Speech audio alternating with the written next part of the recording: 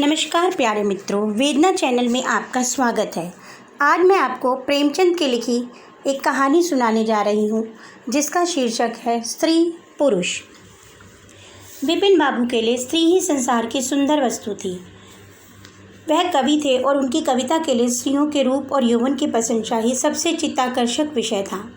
उनकी दृष्टि में स्त्री जगत में व्याप्त कोमलता, माधुर्य और अलंकारों की सजीव प्रतिमा थी। ज़बान पर स्त्री का नाम आते ही उनकी आंखें जगमगा उठती, कान खड़े हो जाते थे, मानो किसी रसिक ने गाने की आवाज़ सुन ली हो। जब से होश संभाला तभी से उन्होंने उस सुंदरी की कल्पना करनी शुरू की जो उसके हृदय की रानी होगी। उसमें उषा की प्रफुल्लता होगी, पुष्प की कोमलता, कुंदन की चमक, बसंत की छवि, कोयल की ध्वनि। वह कवि वर्णित सभी उपमाओं से विभूषित होगी। वह उस कल्पित मूर्ति के उपासक थे, कविताओं में उसका गुण गाते। वह दिन भी समीप आ गया था जब उनकी आशाएं हरे हरे पत्तों से लहराएंगी, उनकी मुरादें पूरी होंगी। कॉलेज की अंतिम परीक्षा का दिन आ गया था और विवाह के संदेशे आने लगे थे। विवाह तय हो गया। विपिन बाबू ने कन्या को देखने का बहुत आग्रह किया, लेकिन जब उनके मामू ने विश्वास दिलाया कि लड़की बहुत ही रूपवती है, मैंने अपनी आंखों से देखा है, तब वह राजी हो गए। धूमधाम से बारात निकली और विवाह का मुहूर्त आया। वधू आभूषणों से सजी हुई मंडप में आई तो विपिन को उसके हाथ पांव नजर आए। कितनी सुंदर उंगलियां थीं, मानो दीपशिखाएं हों। अंगों की शोभा कितनी मनोहारिणी थी। विपिन फूले न समाये। दूसरे दिन वधू विदा हुई तो वह उसके दर्शनों के लिए इतने अधीर हुए कि ज्यों ही रास्ते में कहारों ने पालकी रखकर मुँह हाथ धोना शुरू किया, वे चुपके से वधू के पास जा पहुँचे। वह घूंघट हटाए, पालकी से सिर निकाले बाहर झांक रही थी। विपिन की निगाह उस पर पड़ गई। यह वह परम सुंदरी रमणी ना थी जिसकी उन्होंने कल्पना की थी, जिसकी वह बरसों से कल्पना कर रहे थे। यह एक चौड़े मुंह, चिपटी नाक और फूले हुए गालों वाली कुरूपा स्त्री थी। रंग गोरा था पर उसमें लाली के बदले सफ़ेदी थी। और फिर रंग कैसा ही सुंदर हो, रूप की कमी पूरी नहीं कर सकता। विपिन का सारा उत्साह ठंडा पड़ गया। हाँ, इसे मेरे ही गले पड़ना था। क्या इसके लिए समझ संसार में कोई न मिलता? उन्हें अपने मामू पर क्रोध आया जिसने वधू की तारीफों के पुल बांध दिए थे। अगर इस वक्त वह मिल जाते तो विपिन उनकी ऐसी खबर लेता कि वह भी याद करते। विपिन को अपना जीवन नरक सा जान पड़ता था। वह अपने मामू से लड़े, ससुर को लंबा खर्रा लिखकर फटकारा, माँ बाप से हुज्जत की और जब इसमें शांति ना हुई तो कहीं भाग जाने की बात सोचने लगे। आशा पर उसे दया अवश्य आती थी। वह अपने को समझाता कि इसमें उस बेचारी का क्या दोष है। उसने ज़बरदस्ती तो मुझसे विवाह नहीं किया, लेकिन यह दया और यह विचार उस घृणा को ना जीत सकता था जो आशा को देखते ही उसके रोम रोम में व्याप्त हो जाती थी। आशा अपने अच्छे से अच्छे कपड़े पहनती, तरह तरह से बाल संवारती, घंटों आईने के सामने खड़ी होकर अपना श्रृंगार करती, लेकिन विपिन को वह शतुर्मुझ सी मालूम होती। सबसे बुरी बात यह थी कि उसका चरित्र अब भ्रष्ट होने लगा था। वह यह भूल जाने की चेष्टा करने लगा कि मेरा विवाह हो गया है। कई कई दिनों तक आशा को उसके दर्शन भी ना होते।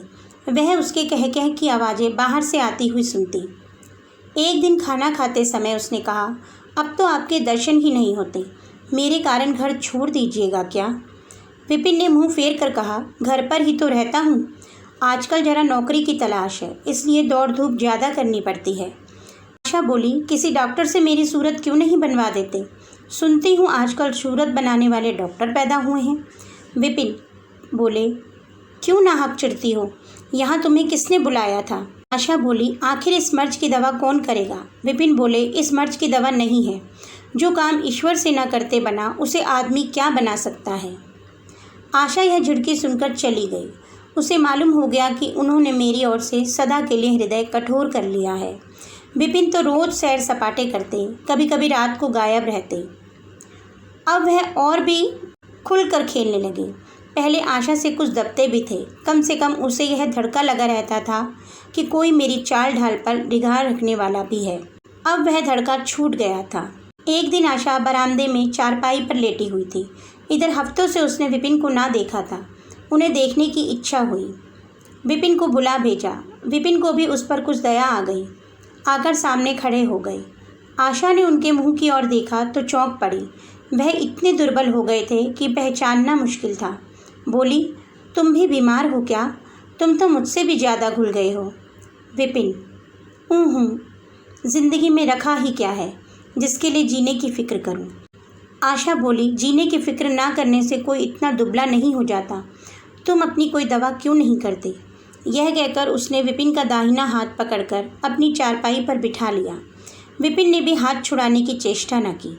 उनके स्वभाव में इस समय एक विचित्र नम्रता थी जो आशा ने कभी नहीं देखी थी।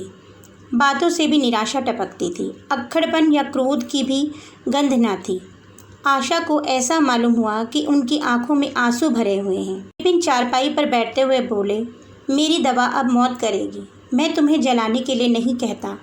ईश्वर जानता है मैं तुम्हें चोट नहीं पहुंचाना चाहता।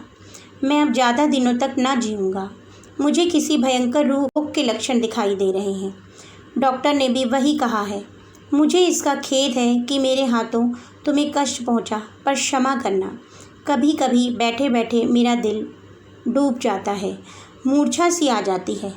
यह कहते कहते एकाएक वह काँप उठे। सारी देह में सनसनी सी दौड़ गई। मूर्छित होकर चारपाई पर गिर पड़े और हाथ पैर पटकने लगे। आशा का सारा रोग हवा हो गया। वह महीनों से बिस्तर न छोड़ सकी थी, पर इस समय उसके शिथिल अंगों में विचित्र स्फूर्ति दौड़ गई। उसने तेजी से उठकर विपिन को अच्छी तरह लेटा दिया और उनके मुख पर पानी के छींटे देने लगी। मेहरी भी दौड़ी आई और पंखा झलने लगी, पर फिर भी विपिन ने आंखें न खोली। संध्या होते होते उनका मुंह टेढ़ा हो गया और बायां अंग शून्य पड़ गया। हिलाना तो दूर रहा, मुंह से बात निकालना भी मुश्किल हो गया।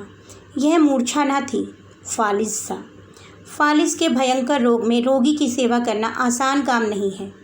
उस पर आशा महीनों से बीमार थी, लेकिन उस रोग के सामने वह अपना रोग भूल गई।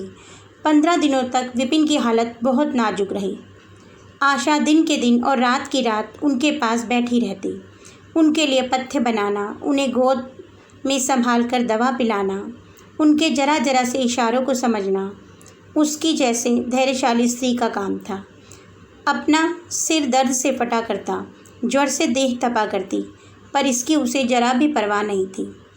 एक दिन लेटे लेटे उन्हें क्या ख्याल आया, आईना उठाकर अपना मुंह देखने लगी। ऐसा कुरूप आदमी उन्होंने कभी न देखा था। आहिस्ता से बोले, आशा, ईश्वर ने मुझे गुरूर की सज़ा दे दी। वास्तव में मुझे यह उसी बुराई का बदला मिला है जो मैंने तुम्हारे साथ की। अब तुम अगर मेरा मुंह देखकर घृणा से मुंह फेर लो तो मुझसे उस दुर्व्यवहार का बदला लो जो मैंने तुम्हारे साथ किए। आशा ने पति की ओर कोमल भाव से देखकर कहा, मैं तो आपको अब उसी निगाह से देखती हूँ। मुझे तो आप में कोई अंतर नहीं दिखाई देता। विपिन, वाह, बंदर का सा मुँह हो गया है। तुम कहती हो कि कोई अंतर ही नहीं। मैं तो अब कभी बाहर ना निकलूँगा। ईश्वर ने मुझे सचमुच दंड दिया। बहुत यत्न किए गए, पर विपिन का मुँह सीधा ना हुआ। मुख्य का बाएं भाग इतना टेढ़ा हो गया था कि चेहरा देखकर डर मालूम होता था। हाँ, पैरों में इतनी शक्ति आ गई कि अब वह चलने फिरने लगे। आशा ने पति की बीमारी में देवी की मनौती की थी। आज उसी की पूजा का उत्सव था। मोहल्ले की स्त्रियां बनाव श्रृंगार किए जमा थी। गाना बजाना हो रहा था। एक सहेली ने पूछा, क्यों आशा, अब तो तुम्हें उनका मुख जरा भी अच्छा नहीं लगता होगा? आशा ने गंभीर होकर कहा, मुझे तो पहले से कहीं ज़्यादा अच्छा लगता है। चलो, बातें बनाती हो। नहीं बहन, सच कहती हूँ, रूप के बदले मुझे उनकी आत्मा मिल गई जो रूप से कहीं बढ़कर है। विपिन कमरे में बैठे हुए थे। कई मित्र जमा थे। ताश हो रहा था। कमरे में एक खिड़की थी जो आंगन में खुलती थी। इस वक्त वह बंद थी। एक मित्र ने उसे चुपके से खोल दिया और विपिन से कहा, आज तो तुम्हारे यहाँ परियों का अच्छा जमघट है। अजी जरा देखो तो कैसी कैसी सूरतें हैं। तुम्हें इन सबों में कौन सबसे अच्छी मालूम होती है? विपिन ने उड़ती हुई नज़रों से देख कर कहा, मुझे तो वही सबसे अच्छी मालूम होती है जो थाल में फूल रख रही थी। वाहरी आपकी निगाह, क्या सूरत के साथ तुम्हारी निगाह भी बिगड़ गई? मुझे तो वह सबसे बदसूरत मालूम होती है, इसलिए कि तुम उसकी सूरत देखते हो और मैं उसकी आत्मा देखता हूँ। अच्छा, यही मिसेस विपिन है? जी हाँ, यह वही देवी है। दोस्तों, आपको मेरी कहानी कैसी लगी? कमेंट बॉक्स में अवश्य बताइएगा। और अगर आपको मेरी कहानी अच्छी लगी तो मेरी कहानी को लाइक कीजिए और मेरे चैनल को सब्सक्राइब कीजिए। कल फिर एक कहानी के साथ मिलती हूँ, तब तक के लिए बाय बाय।